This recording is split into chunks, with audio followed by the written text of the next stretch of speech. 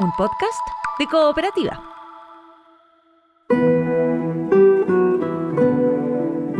Este es un podcast sobre historias que suceden delante y detrás de la pantalla, sobre las personas que hacen películas, las personas que las ven y las personas que las sueñan.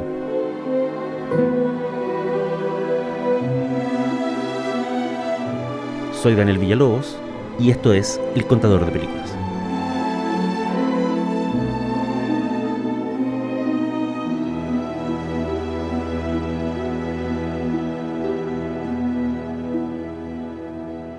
Este es El Contador de Películas y la historia de hoy se llama Cuatro momentos de Catherine O'Hara.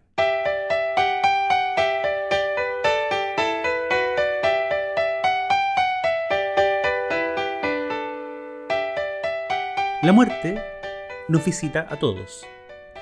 Como dijera en una canción Warren Zevon, desde el más oscuro rockero hasta el presidente de Estados Unidos, a todos nos va a tocar la hora. Esa certeza puede ser un alivio, una frustración oculta o un terror nocturno, dependiendo de cómo se la mire. La gente que odiamos va a morir, la gente que amamos va a morir. Y entre ambos grupos está la gente más extraña de todas, aquella que nunca pensamos que se iba a morir. La semana pasada falleció la actriz Catherine O'Hara. Tenía 71 años de edad y su partida tomó completamente por sorpresa a Hollywood. Había tenido una carrera larga y sin baches, y había vivido, en apariencia, una vida tranquila y sin excesos. Pero así están las cosas en este 2026. Catherine O'Hara se fue, y aunque para muchos televidentes jóvenes ella sea, ante todo, Moira Rose de Schitt's Creek o la doctora Linden en The Last of Us, la verdad es que la carrera de O'Hara venía de mucho, mucho antes. La vida profesional de esta actriz y comediante, de hecho, empezó hace 5 décadas en un teatro de improvisación y humor que es una institución de la comedia canadiense y que se llamaba The Second City. Ask Mr. O'Neill another question, dear. Tip. That's a really stupid name. Do you mind if I call you Tip Toenail? Tip Toenail. No, you can call me whatever you want. What the hell does that have to do with what I've been saying? I don't know. There's our special one-on-one segment. The Second City es un tema al que tendremos que volver en otro episodio, pero bastará por ahora tomar nota de lo siguiente. Del escenario de ese teatro en Toronto salieron leyendas como Gilda Radner, Eugene Levy y Martin Short. Catherine O'Hara nunca cortó sus lazos con Second City. Hello, welcome to English for Beginners. I am your instructor, Lucille Hitzker, and today my guest is Perini Scleroso. Hello. Hello. Incluso después de trabajar con gente como Mike Nichols o Tim Burton, después de hacer programas televisivos, voces para animación y especiales de comedia, siempre retornó a esas raíces, ya fuera a participar en sketches o a dar charlas y consejos a los nuevos integrantes del equipo. A fines de los años 70, ya convertida en una veterana de la comedia canadiense, Catherine O'Hara fue convocada a Hollywood. Tuvo roles secundarios en películas y series de distinto pelaje, hasta que un día la llamaron para ser un personaje muy especial en una película que iba a filmar nada menos que Martin Scorsese. Se trataba de una comedia negra, sucedía durante una sola noche y se iba a llamar Después de Hora. Hagamos una parte justo aquí. Si James Stewart tenía razón, y la misión de los actores y actrices es darle al espectador pequeños pedazos de tiempo que él jamás va a olvidar, entonces hay que decir lo siguiente. Catherine O'Hara no tiene solo uno de esos momentos, tiene al menos 4. Y Después de Hora contiene el primero de ellos. La película es la historia de Paul Hackett, un oficinista neoyorquino que quiere vivir una noche de romance y termina escapando de toda clase de chiflados y psicópatas por las calles de la ciudad. Catherine O'Hara es una de las mujeres que se encuentra en ese viaje. Es una mujer llamada Gail, que conduce un camión de helados y que le ofrece ayuda luego de golpearlo con la puerta del taxi. Paul, desesperado, le pide que lo deje hacer una llamada telefónica desde su departamento. Gail acepta, lo lleva a su departamento y entonces, mientras Paul intenta memorizar el número que le dio la operadora, Gail empieza a confundirlo hasta que Paul pierde la paciencia.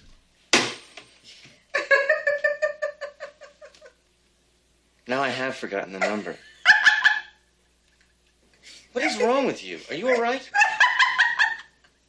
Lo que el protagonista advierte, antes que nosotros, es que Gail está loca.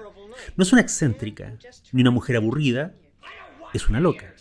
Y esa certeza en la risa de Gail, en su manera de no poder llevar una conversación normal, se confirma al final. Es largo de explicar aquí y ahora, pero el asunto es que la cara de Paul Hackett aparece en afiches que lo acusan de ser un ladrón. Y antes que él pueda aclarar el asunto, Gail ya está convocando a sus vecinos con un silbato, porque la verdad es que ella es la líder de una pandilla de linchamiento. Hay muchos personajes icónicos en Después de Hora, pero Gail debe ser el más inolvidable y solo tiene 2 escenas. Fue el primer rol de Catherine O'Hara en cine fuera del mundo de la comedia y sigue siendo uno de los secundarios más recordados del cine de Scorsese.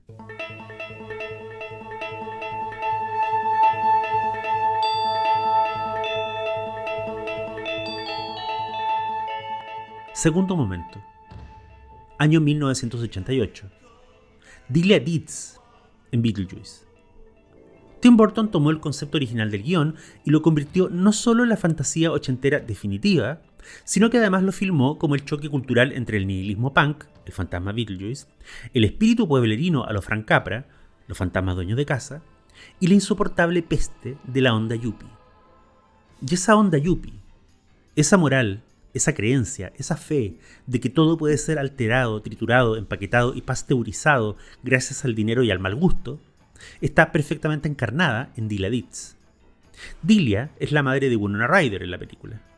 Con un marido millonario que solo quiere que lo dejen en paz y una hija que fantasea con la muerte y el más allá, está libre para dar rienda suelta a sus deseos de renovar una casa que no necesita renovación, pero que ella quiere deformar, deconstruir y finalmente convertir en una copia torcida de la casa que tenía en la gran ciudad. Beetlejuice es sin duda el invento más notable de la película de Burton. Pero Delia Deeds es el centro inmoral de la historia. Ella es la verdadera enemiga de los fantasmas que habitan la casa, porque lo que ella trae a ese lugar es algo mucho peor que los demonios del más allá. Lo que trae es la frivolidad de creer que el pasado se puede borrar con una renovación y una capa de pintura.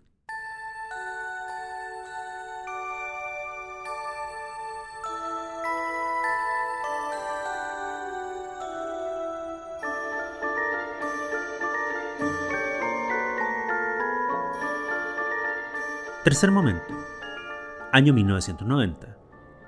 Mi pobre angelito es una de las películas más taquilleras de la temporada. Todo el mundo la ve, todos la comentan, incluso los críticos de cine más severos coinciden en que Macaulay Culkin va a ser la estrella infantil de la década. Paréntesis. No lo fue. Pero de eso nos ocuparemos otro día. Mi pobre angelito tiene varias escenas muy recordadas, la mayoría de ellas ligadas a la batalla entre Kevin McAllister y los ladrones mojados. Pero hay toda una subtrama que corre paralela y que es la historia de cómo la madre de Kevin, interpretada por Catherine O'Hara, intenta volver desde París a Chicago cuando advierte que el niño se ha quedado atrás. La mujer logra tomar un vuelo a Estados Unidos, pero se queda varada nada menos que en Scranton, Pensilvania. La misma ciudad donde años más tarde funcionará la sucursal de Dunder Mifflin que dirige Michael Scott en The Office. En ese lugar, mientras intenta conseguir un boleto de avión, conoce a Gus Polinski, interpretado por John Candy, otro de los miembros fundadores de la tropa de actores de Second City. Gus Polinski le dice a la madre de Kevin que puede irse con él y su banda especializada en tocar música de polka desde Scranton hasta Chicago. La mujer acepta. El viaje con el grupo de músicos en un furgón a través de casi 800 kilómetros es una odisea de la que vemos apenas un fragmento. Pero esa subtrama, curiosamente, fue una de las primeras ideas del guión original de Mi pobre angelito, escrito por John Hughes. Era, de hecho, un argumento descartado de la película anterior de Hughes, una comedia de carretera llamada Aviones, trenes y automóviles. Y venía, en el fondo, de mucho más atrás, de Vacaciones del 58. El nombre de un cuento corto que John Hughes publicó en la revista National Lampoon en 1979 y de cuya anécdota salió casi todo su cine. Las peripecias de Kevin con los ladrones son muy divertidas, pero el verdadero corazón de la película está en las escenas de Catherine O'Hara con John Candy en el aeropuerto y en el furgón. Ahí está el mundo real de la historia y ahí está el mundo adulto. Lo que significa, para todos los efectos, que ahí está el pedazo de tiempo del que hablaba James Stewart. Y en esa beta llegamos al cuarto momento. ¿Podría decirme su nombre? Hack, Marilyn Hack, estudio 11. ¿Actuó en una peli en la que le daba un puñetazo en la cara a una niña? No. Marilyn Hack causó sensación en su retrato de Emma Jean, la prostituta ciega. Una de las grandes cosas que hizo en su carrera Catherine O'Hara fue integrar el grupo de actores y actrices que trabajaron por casi 3 décadas en las comedias de Christopher Guest. Guest, quien saltó a la fama como Nigel Tufnell en la película This is Spinal Tap, había dirigido un par de películas en los años 80, pero fue en 1996 donde encontró su tono y su voz como director. En ese año estrenó una comedia coral llamada Esperando Guffman. The City Council of Blaine gave me the responsibility of putting together a show to celebrate the 150th anniversary of Blaine. I took the whole history of the town and I squeezed it like a piece of fresh bread. La historia giraba en torno a una compañía teatral de pueblo que se ilusiona con la fama, pero la clave del asunto es que la historia estaba filmada como un falso documental. Y en ese formato, que hoy día es la clave de cientos de series cómicas y webseries, Christopher Guest desarrolló una pequeña gran filmografía junto a un pequeño gran elenco. Gente como Michael McKean, Parky Posey, Fred Willard, Eugene Levy y Catherine O'Hara fueron las piezas claves de ese grupo. Después de Esperando Guffman vino Best in Show, que era un falso documental sobre el mundo de las competencias caninas, y más tarde hicieron A Mighty Wind, que era un falso documental sobre el mundo de la música folk. El año 2006, Christopher Guest dirigió la que iba a ser su última colaboración con Catherine O'Hara. Es una especie de comedia, reportaje, falso documental sobre el mundillo de Hollywood en época de premios y se llama For Your Consideration. When Ahasuerus heard the news of Haman's evil scheme, he told his wife Queen Esther, don't fuck Brent. Para su consideración, For Your Consideration, es la frase que se usa en el material promocional que se envía a los votantes de la Academia que otorga el Oscar. Para su consideración, aquí le enviamos una copia de nuestra película. O, para su consideración, lo invitamos a una fiesta donde podrá conocer al elenco de nuestra película. Para su consideración, aquí tiene tazones, poleras, llaveros, libros de fotos relacionados con nuestra película. Por favor, considérenos. Préstenos atención. Diga que somos buenos. Vote por nosotros. La película de Guest narra una historia pequeña, pero increíblemente cruel. Debido a una serie de casualidades y malos entendidos, los actores de un filme independiente llamado Estaré en casa para el Purim empiezan a ser mencionados como posibles candidatos al Oscar. No hay nada seguro, no hay pruebas y todo se basa en rumores, en chismes de farándula y en titulares de prensa. En verdad no hay ninguna base para creer que ese pequeño filme esté siendo de verdad considerado en la carrera del Oscar. Pero los simples rumores bastan para trastornar la vida de los actores y actrices con el dulce y cruel aroma del éxito. Y de todos los involucrados, quien más se ilusiona y quien está condenada por eso a recibir el golpe más duro, es Marilyn Hack. Catherine O'Hara interpreta a ese personaje y esta debe ser su mejor actuación. Al menos es la más delicada, la más compleja. La película es inmensamente divertida, pero las escenas relacionadas con Marilyn Hack no son para la risa. Al revés, son serias, porque fracasar en Hollywood, como fracasar en la vida, no es lo mismo a los 25 años que a los 50. Marilyn Hack sabe que esa hipotética nominación es su última oportunidad. Es una actriz que se ha pasado toda su carrera siendo una intérprete del montón. A pesar de que es inteligente y talentosa, la fama real, siempre le ha sido esquiva. Marilyn Hack, hay que decirlo, pierde en grande. Se amanece esperando el anuncio de las nominaciones y cuando no aparecen ellas, se entrega al resentimiento y al alcohol. Hace el ridículo en un despacho en vivo y en directo y luego desaparece de escena. Oh, well, that French movie drives me nuts with the writing on the screen. But that's French. I always think it's late-breaking news. French. It's not legal. Then I'm going to come back and they're going to say, oh, la la, French foreign. You're so... All right, Let's give you all the awards. Yeah, and I'll say, fuck you. Whoa, you yeah, didn't well... know, the even heck- know it's me. No.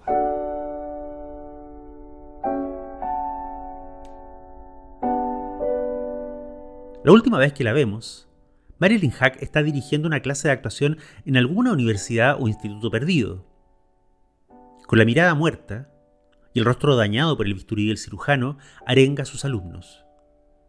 Les dice: me he dado cuenta en todo este tiempo que si consigo expulsar de mi interior todo lo que duele, llego así a este lugar donde me siento infinitamente cómoda en mi propia piel.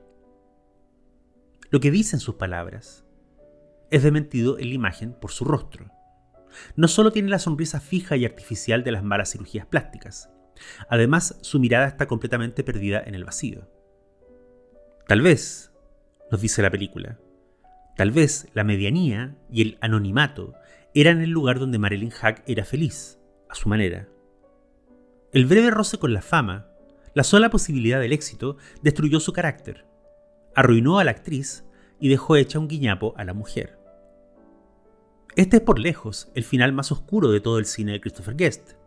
Tiene sentido que esté protagonizado por Catherine O'Hara, porque pocas actrices de su generación fueron tan capaces de evocar la frivolidad y la tragedia en una sola escena. Todos tus personajes están chiflados, le dijo una vez su esposo, el diseñador de producción Bo Welch. No, contestó ella. Todos mis personajes creen que tienen la razón.